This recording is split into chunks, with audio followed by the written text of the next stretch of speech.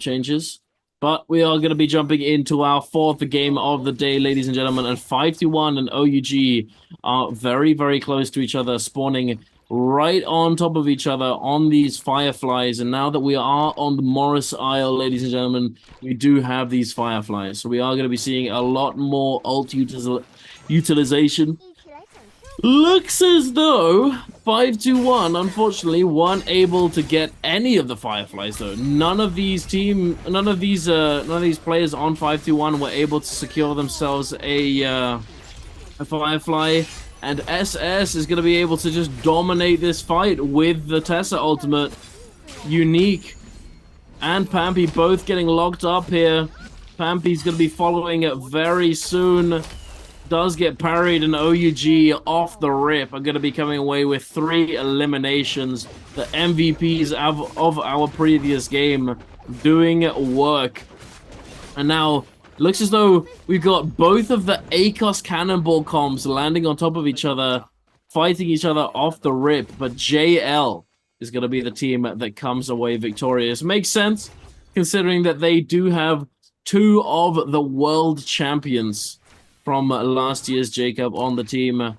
Absolute machines of VVV being the GOAT. He's just an amazing player. I think we can all agree. But going up to the north, we have Bowder approaching WBG on the northern shore. Taking a look now, Bauda going to be aggressing very quickly onto WBG as we see the Wuchen port is going to get popped out here as Bauda's peak already going for the ultimates as Sleepwalker is going to be the first to go down, and we're going to see Aciao getting aggressed on pretty quickly here. The ultimate from the Kurumi has come out, and they are going to try and use Baiji's ult on the Takeda to be able to create some space, but Aciao going to find an armor swap here, it looks like, and is able to get away pretty fast. Looks like they are still fighting on the other side, but Peak is going to take it upon himself to chase after Aciao. He's going to get him in the air, doing a little bit of some dipsy doodling over top. We're going to see these mushrooms coming into play as well. It looks like Aciao is going to go down no matter what. Either way, Peak is going to have to watch out, though. Those mushrooms could be fatal if not dealt with quickly. Is going to be able to get that full reset, though, as we're flipping over to the other side. GG. Not the greatest game. Last game did run into some unfortunate circumstances, but is now back to a decent scale. Purple armor on the Monk already. It's what you like to see early game. They do have all of their ultimates available, so they are going to be looking to take a fight pretty quickly here. They could be running up into some of these players from that we just saw taking place. It could be WBG on the other side if they have one player remaining, but I do not think they do. So we are going to be running up over there. GG's 330 and the rest of their team do want to be getting into a fight quickly, but it looks like they are going to just take their time, loot this out, and try and get a decent enough scale going into this first Realm of Yang. If they do that and they're able to pick up those 3 kills, I feel like that's their formula that they've been going on. They don't want to aggress too early. They want to just take their fights slow, get the Realm of Yang, get the buff, get some kills in that mid game, and then go into that second realm. They've been playing as a super huge realm team so far in these games, and it worked out for them in game number 1, but last game you saw the unfortunate stuff going on. It was very difficult for them to come away with anything, as we're now flipping over KLA. They do not have any lives left, so this is going to be difficult for them if they want to stay into this game. It might not be the smartest idea to engage into this fight. We are going to see a Moonbane getting dropped down for KLA, giving them an extra bit of security. JL is going to start backing off, but that Yushan ult just dealing so much damage onto One Fang. They are going to try and see if they're able to make something happen. They did invest one of their ultimates already, so could be difficult. We do see that Fairy ult coming out, putting in a lot of work. TXJ getting bounced up by the Moonbane.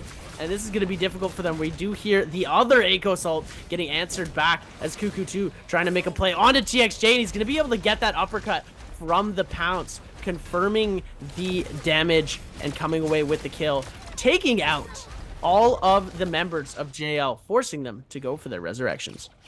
Indeed. I like how they fought each other off the rip and KLA loses.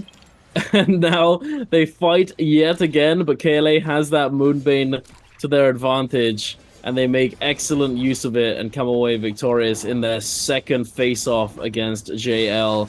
But heading on over back to Sunwing, GG have found themselves up against J-Team. Unfortunately, LXM has already been taken down. CJS trying to make something happen, trying his best to stay alive, and potentially getting a little bit of value out of his death here. But unfortunately, he's just not going to be able to get anything feasible off of it. He is going to be taken down. However, moving on over to EWG up against Bowder. Bowder's Peak has managed to find the room to go for this Moonbane, and he's managed to get it down before either of his teammates do get taken down. Jumping in with the grapple with that F2 is going to be silencing these players. Peak catching that Karumi with the uppercut combo is going to be able to lock them down, and Bowder are going to be able to turn this fight very, very effectively, and EWG are going to be sent to the Spirit Realm and forced to go and resurrect themselves elsewhere. Bowder now going up to 6 eliminations in this early game. Very nice to see.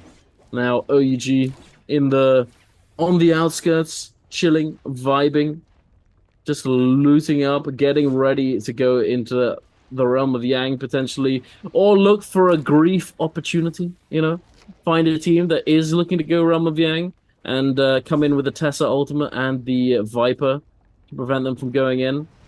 Looks as though for the moment though, they've noticed that a team has the key for that stash, for that cave over there, and they're gonna wait and see if they can catch that team with the key while they try and open it and claim the loot for themselves. Back to Bowder, though. J-Team and Alliance all involved here.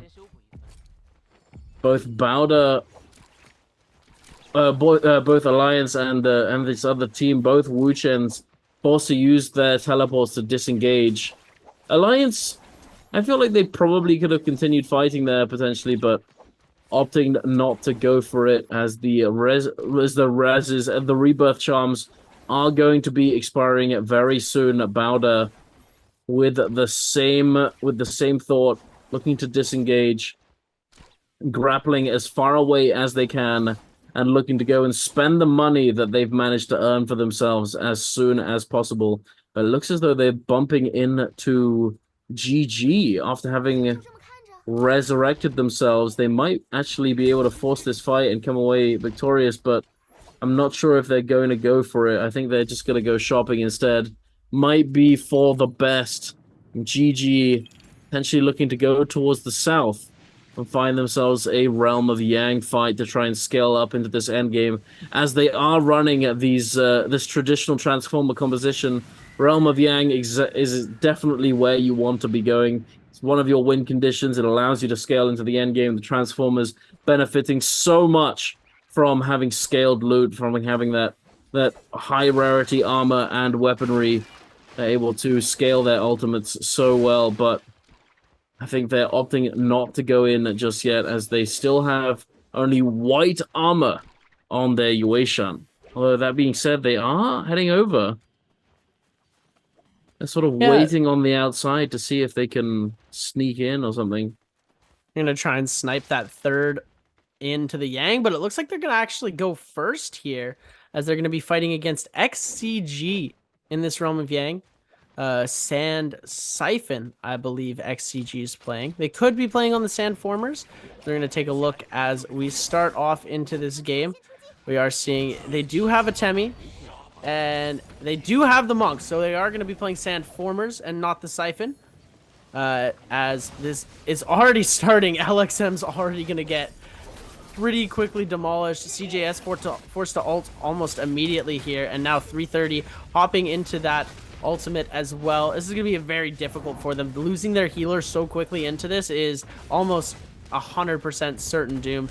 They're getting focused on by all of these players, not able to do a single thing. 330 just forced to hop around, not even able to go for these grabs because it's just gonna put him in such a vulnerable position, losing almost all of his HP. No healer to help him out as CJS gets a parry onto Nai HQ. They're gonna see Kakashi just going for the grab. Getting stuck into that parry punish animation is very difficult because you're just going to be a sitting duck for those monk grabs, where forcing the focus scale rush coming out from Kakashi, able to force him to one location, and Xiaonan coming away with the kill with the repeating crossbow.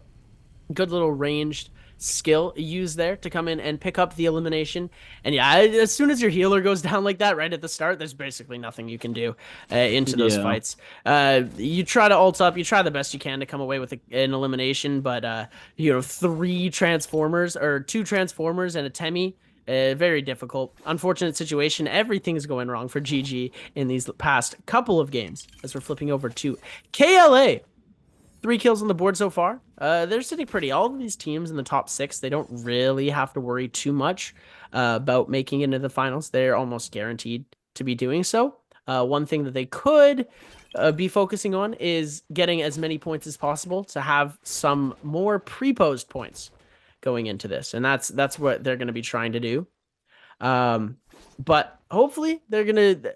These lower teams that you want to be keeping an eye on, so 521, who have actually gone out already this game, but Bauda and EWG making that climb to try and come in to that 66.9 point threshold. So 67 points, basically, they want to hit to be able to secure themselves a spot in this finals. Indeed, and BBE is bound to be hoping, praying to the Lord that they don't get eliminated here, as it is going to be pretty close. We will have to wait and see. For the moment, we've got a fight going down between GG and WBG.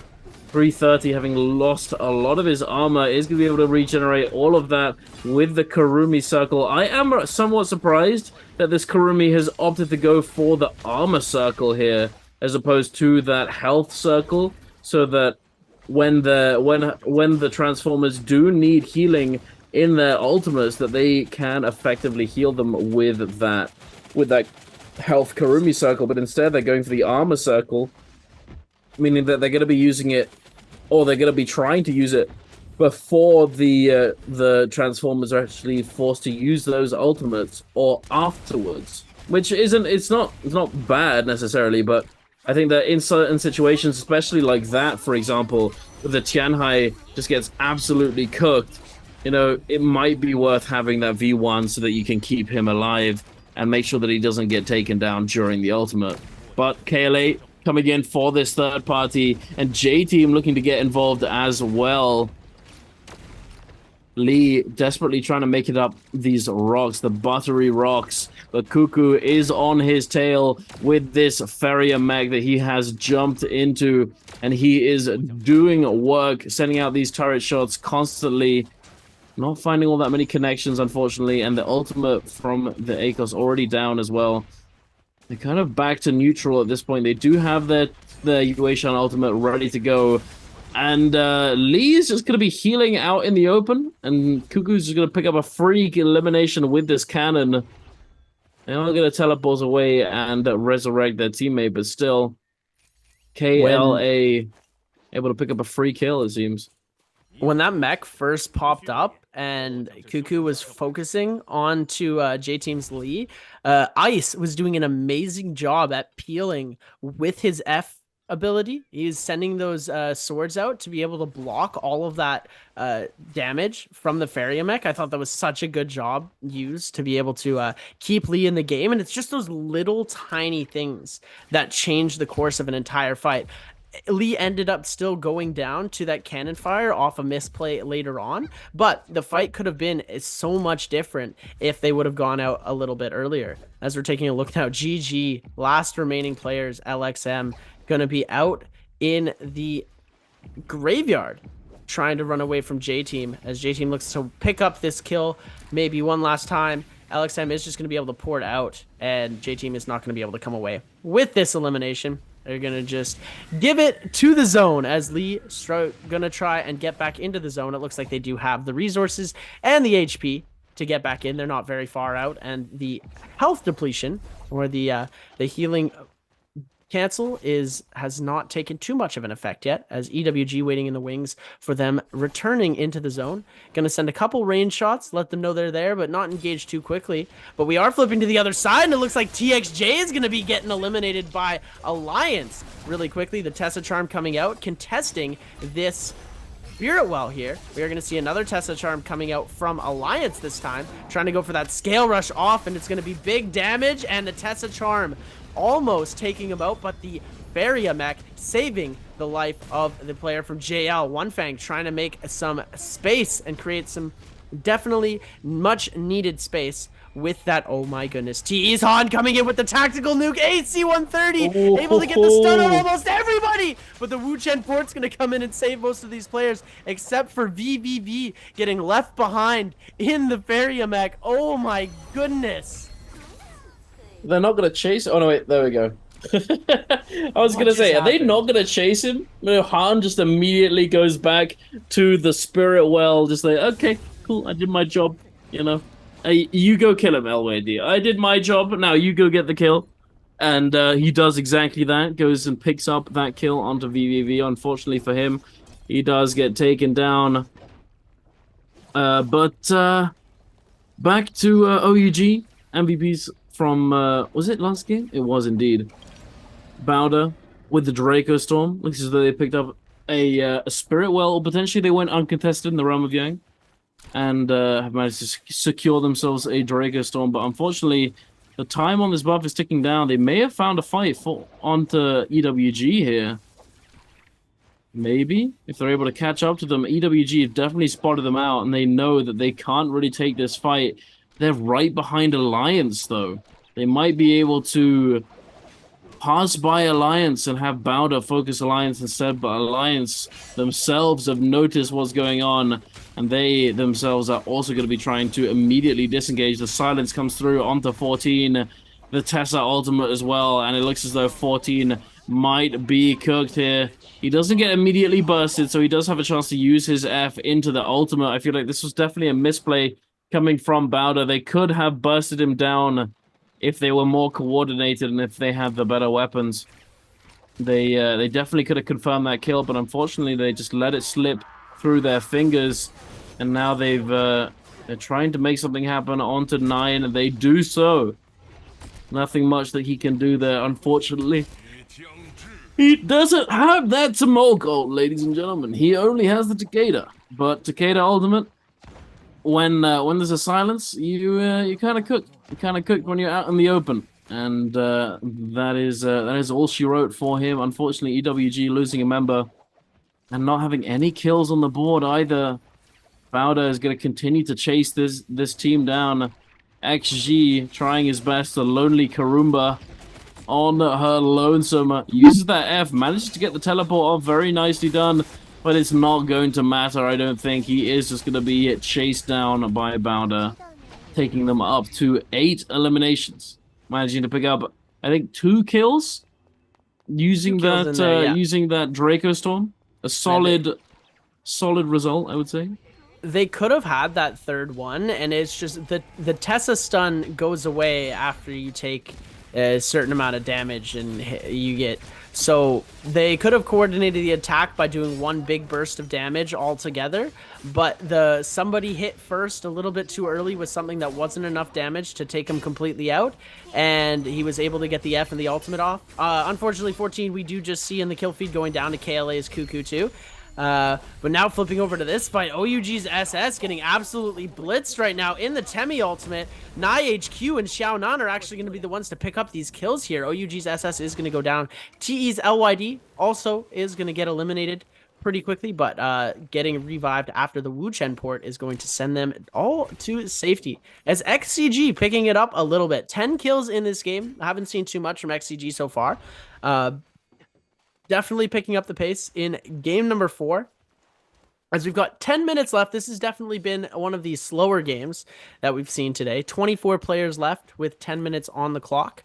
So we are going to be seeing a little bit of a more chaotic end circle than we have before. As it usually is the theme with these Mortis games, there's more and more players coming into this end circle. XCG doing a very fantastic job, though, this game. Xiaonan with 5, NiHQ with 3, and Kakashi with 2. As TE and looks like they might actually start engaging pretty quickly as JL on the other side and J-Team pretty close in proximity. Could be a pretty big scrap off starting off, but it looks like most of these players want to keep their lives until we start that second Realm of Yang that is going to be coming up pretty soon.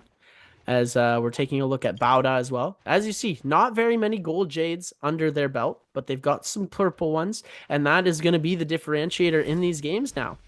As it looks like WBG doing a little bit of last minute shopping. 30 seconds until some of these drops become live, so they're going to hold on to this area. As TE is starting to contest as well, Alliance sending some warning shots. But as soon as that timer goes down, they're going to have the opportunity to buy a couple of those golden soul jades. They're going to have the chance to buy a gold armor. And it'll really help the scale of these teams. Alliance putting on pressure. They want this box as much as WBG does. So it could be an interesting scrap off to see who's going to be able to come away with it as the box goes live. And Baiji able to come away with the golden armor.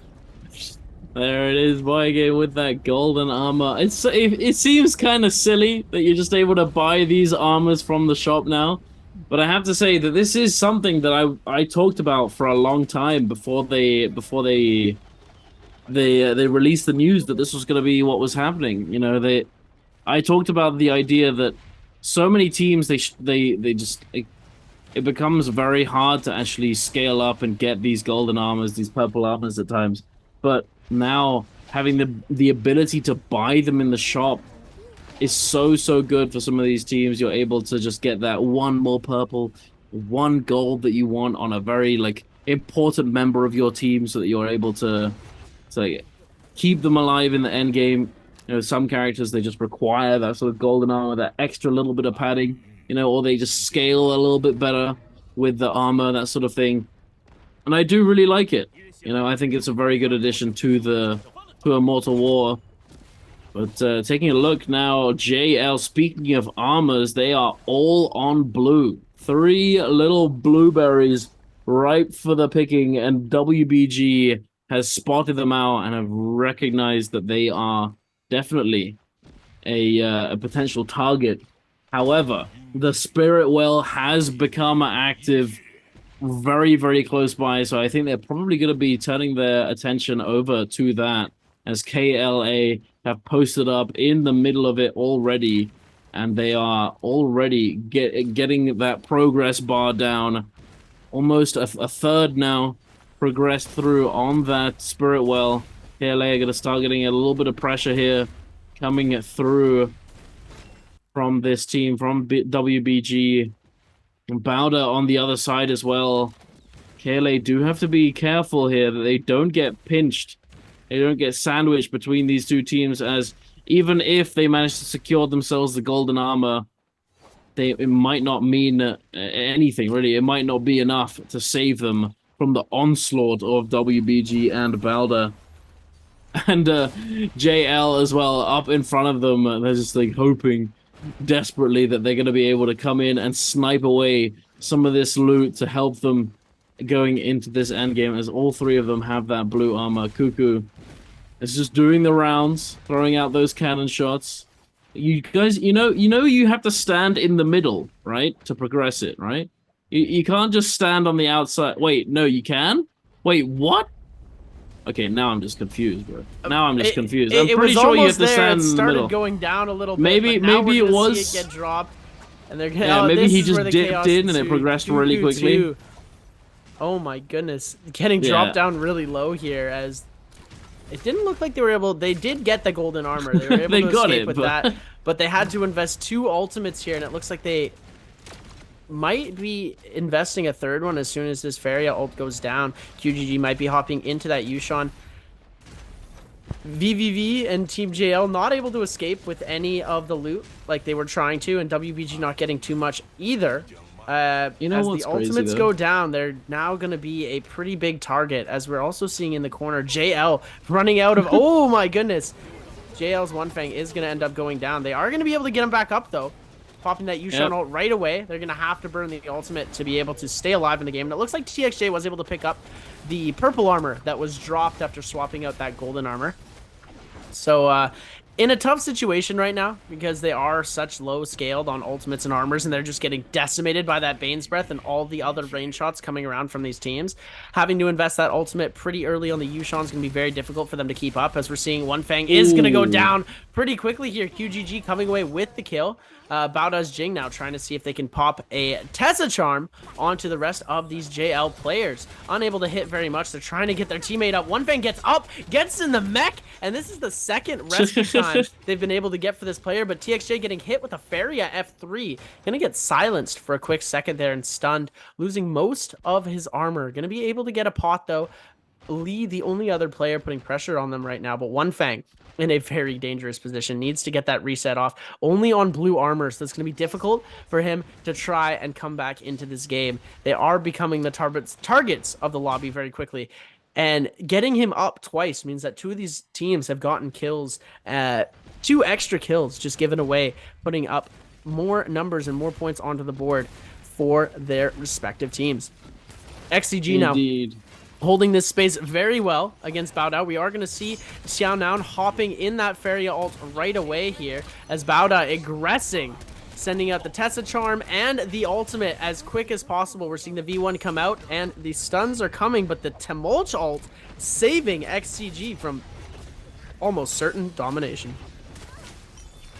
Indeed, and a huge parry coming out from Kakashi, but immediately he loses all of his armor.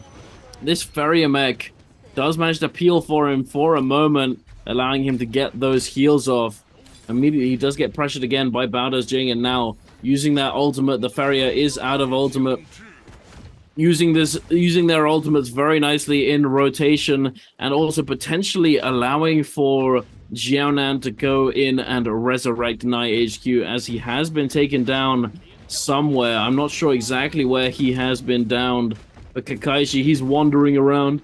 He's looking for these grabs. He grabs one. Can he get the second one, though? No. Unfortunately, the first one does get teleported away as well, meaning that we don't get all that much value at all coming out from that Tianhai ultimate. Sadly to say, with KLA, it's looking pretty solid going into these final moments of this game, coming out of that Fairy ultimate.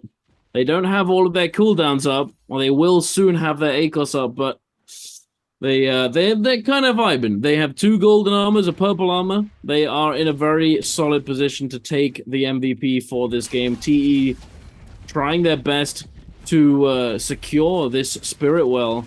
KLA having yet another Fairy ult to play with. Axiao getting peppered by these shots from the Fairy mech, and now Cuckoo trying to find his way into the Spirit Well.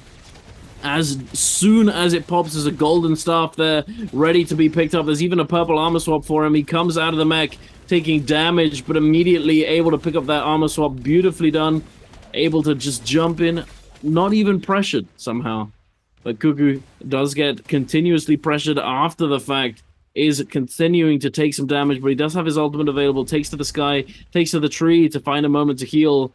Now jumping down to the tree. The range shots are continuously coming in. We got a huge ult now coming out from TE's Han. The Karumi ult has been popped to prevent the follow-up, but Sleepwalker... Oh my lord, Sleepwalker caught slipping on the outskirts of the Karumi ult and not standing inside it when that stun comes through.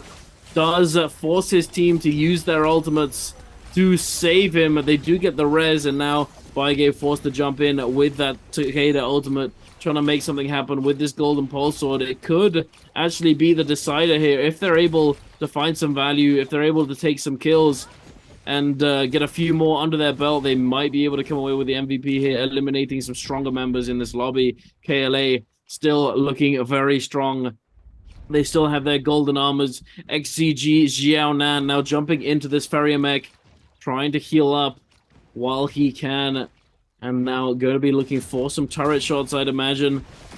Goes into the turret form, the right click, sends out that turret shot. Now going back to the healing, knocking Sleepwalker into the zone, but the blistering edge is going to come through and knock him out and burst him down. QGG now in the Fairy Mech also bursted down. The Pole Sword hits coming through. Xiaonan trying to get some value out of this long sword, but he's gotten taken down so unbelievably low. Another Chaos is just ensuing. The Yueshun trying to get as much value as he can. TE getting taken down very low, and Baoda's Jing is actually going to be the last man standing at the very, very end.